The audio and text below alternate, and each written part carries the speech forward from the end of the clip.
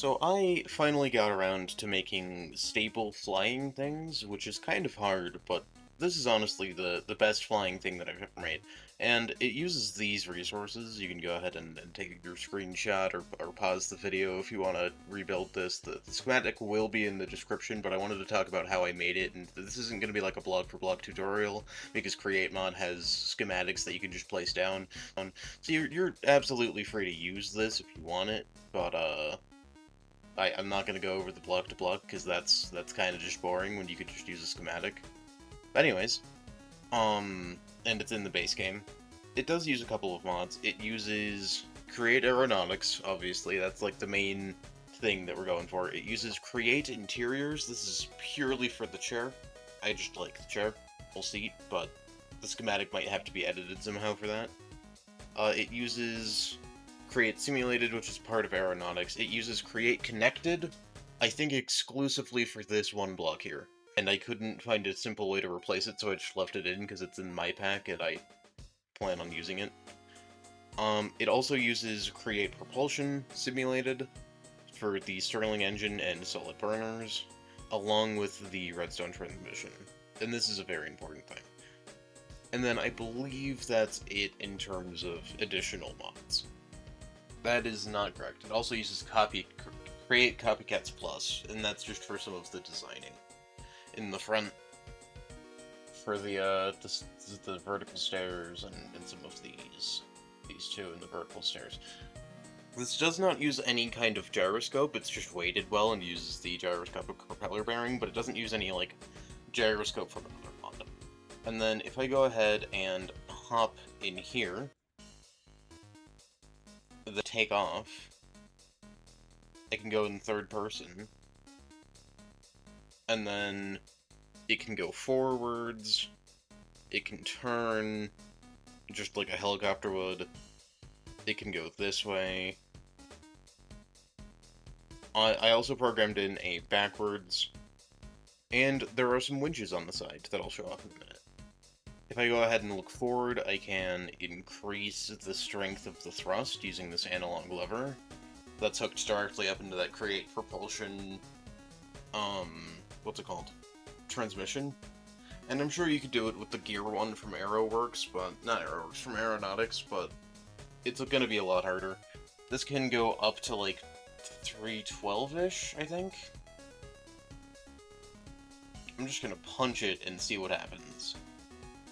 Yeah. So once we're settling out momentum-wise, we're gonna get to about 308, 309 height. We are also, like, perfectly stable in the air, so if I go ahead, stop controlling that, and I hop out, I'm not moving at all, and it's drifting up and down as it, like, finds its level of height, but it is fairly, like, very stable. And then I can go ahead and set it back down. 3 is the hover height for it, 2 is kind of a landing height. Oh, I'm plummeting towards the ground. That's such a smooth landing. We're doing so well. We definitely didn't crash at all. But yeah. It is a very stable helicopter. And I want to grab a contraption diagram and show you where the center of mass is relative to the weight. Like, not relative to the weight, relative to the thrust, and why it's so, like, well-balanced. So I can just go ahead and land close to where we took off from. I'm gonna turn off the blades, hop out of there. And then it's time to grab a contraption diagram. I'm gonna place it, like, right there. I can place the center of mass. It is, like, directly below the propeller, slightly forward, which means that it's, like, perfect for a helicopter. I balanced the weight really well, and that's why there's, like, this slab here. I could get away with that because we have the weight. Like, I needed to move the... We also have... no magnetic. Drag is downwards, and gravity is also downwards. I like having gravity on, and I don't know why it isn't to start, because it shows you the exact force. And if I go over here and I turn on the propeller to speed 2, then we can look at this again, and we can see that the thrust is just like slightly below what we need, so that's why a speed 3 lifts us up. And it is very elevation dependent, but like if I go over to 3, this will end up rising to, what is it, like, it's a little over 100, I think. But it's a very stable lift, and you can go up faster if you turn it up more, but I typically just let it rise at its own speed because it's a lot more stable, and then it'll level out wherever it levels out without catastrophe. And I can even grab a cardboard tube. This is currently being powered by a solid burner and a generator here. They both have creative blaze cakes just because I didn't want to actually like have to keep running out of fuel while testing it. But it's actually fairly fuel efficient when it comes to at least these, because these are pretty fuel efficient, and they generate twice as much, and it's configurable speed. So it's 2 blocks, but it's like twice as much as this thing. You can't store as much in here, but it is just generally better in my opinion. But like I can go ahead and hit this with that, and it will auto-level itself again because of that weight like right there below the center of lift. So like you can see it here, this is kind of going up in this direction, and gravity's pulling us down this way, which leads to this like slight tilt forward that I really like. We also have some drag back here, and a little bit down there. And that means that I can like stabilize both axes right here so that it points us forwards better. It does slow us down a little bit, but I think it's well worth it. Alright, on to the winch system. If I go ahead and break the blocks around this, I can do /sable, assemble, connected, and then this chest becomes a physics entity, and I am absolutely going to make it carry its own chest. Because, like, all of the components that you need to build one of these are in here. In fact, you could probably cut some of these out. Like, I don't think you technically need the not copycat, I don't think you need the framed glass trapdoors, but you do need the weight of them. So you can just combine that into whatever you want to get the same number. But if I go ahead and grab some rope, and a rope connector, then I can place these on either side, kind of like a trunk. It doesn't matter that it's different lengths, because, here, I'm just going to lift this up into the air to show you. Because it is different lengths for now, but if I go ahead and get that centered there, yeah, then I can winch it up all the way, and then it has a stopping point, and now they're equal. So we can kind of winch them into being equal. I'm gonna land this because I lifted it up with the creative thing. And then I'm going to pull up that trapdoor, set the thing to 3. The heavier the lift, the weight you're carrying, the more you will have to lift. Like, the more lift you'll have to have. So I might even have to go up to 4 for this.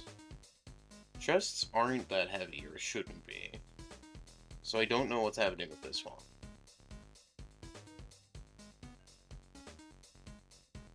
Is it... Yeah, the rope got hooked weird. Here, I will fix that. I could have done this without the thing, but I just didn't. I will retract all of the rope to its shortest distance. The chest is right here. And then I'll extend this a bit more, just using the down arrow key. And that should be good for flight. Yep. I'll go ahead and resit in the chair. Go into third person, and we are carrying a chest.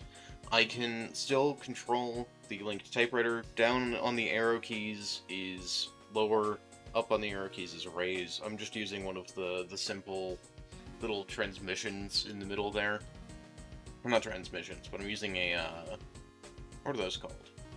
This thing. I'm using a directional gear shift to lower and raise everything.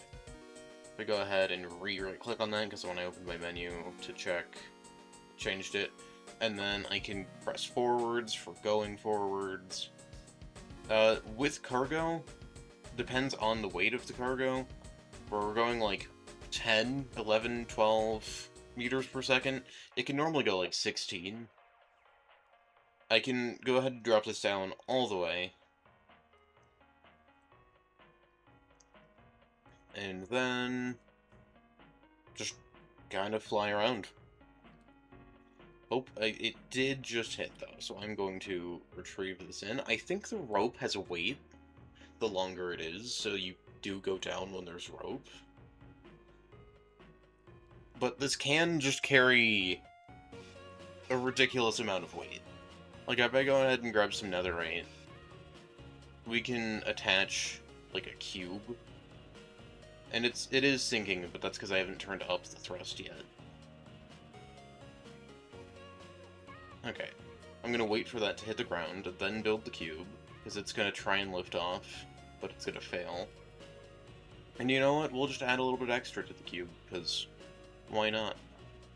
This is kind of a terrible way to secure it, because it's from a chest randomly, but it works out well. And then all you need to do to carry heavier weights is just bump the throttle up a little bit. Let's go ahead and F5. Looks like we need some more. But yeah, we are lifting that pretty decently. And then we can also move with this, but it is a decent bit slower because we're moving a lot more weight. So we're going like 5. What is that? That is a 3x3 by 5 cube. So that's 45 netherite blocks, which are each 4 kpg. It's carrying at least 180 kpg. Is that kilopixelgrams? I never remembered the Aeronautics units. But yeah, it's honestly a really fun system. And then with a wrench, I can go ahead and detach those. That will go flying because I didn't lower the thrust at all. And I will go flying down because despite my attempts to fly back up, I hit a block and it caused me to fall. So if I spectator mode, fly up. I just stopped this because I didn't want to have to grab it like that. But I can just set this back down to 3. And it will auto-level itself back out and go back down to a reasonable height. I'm going to try to get back in this, but it is kind of gliding a little bit. So it's going forwards as it's going down. But if I go ahead and head towards that blue waypoint, then I can show the next feature. I just wanted to show the cruising speed. We're at like 15 meters a second, which really isn't bad for something this stable and that can lift this much weight. And I'm sure you could add a propeller and make it even faster, but I just, like, this is a good speed and it's a good amount of stress for it to use. But here, I have a water zone. I can set this thrust to 2 to start to land, and I can land on the water. I'm using the backwards thrust to just keep us level a little bit, and it will tip just a tiny bit, but now it can do water landings. And you do have to have the thrust on 2 to be able to do it, but it works out pretty well. And it kind of functions as a boat, although it does want to pitch forwards, because the drag from the water is a lot greater than it's used to in the air. But anyway, thank you for watching. Let me know if you have any questions in the comments. The schematic will be down in the description, and see you next time. One more thing, if you do end up building this from the schematic, you'll have to right-click this with a wrench and this with a wrench, and then you'll have to go over here, and you'll have to switch this to push air when clockwise.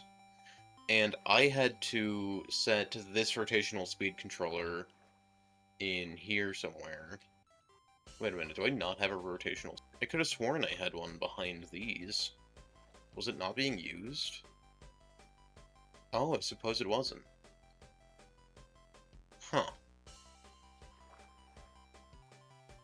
So I guess the thing only calls for one rotational speed controller. Right here.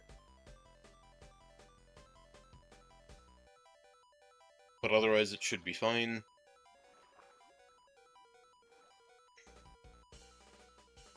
And thank you for watching to the end, even especially because I just gave you the tip about how it only needs one rotational speed controller, which I didn't know, because I thought that I still had this hooked up to this line over here, but I don't. I have it hooked up to the line above.